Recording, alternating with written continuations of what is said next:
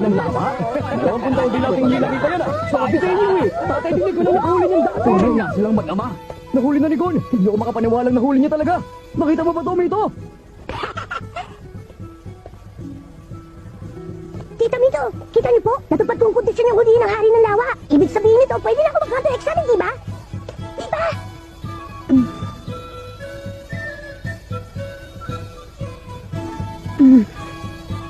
Dadalihan ko po, asahan niyo yun. Magiging hunter din ako, pangako!